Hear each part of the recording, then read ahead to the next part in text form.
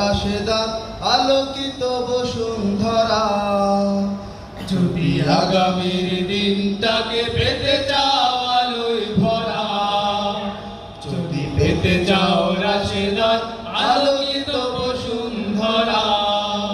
তবে জ্ঞানের প্রদীপ জেলে দাঁড়িয়ে তোমার দ্বারে আহ্বান করি যে তোমায়,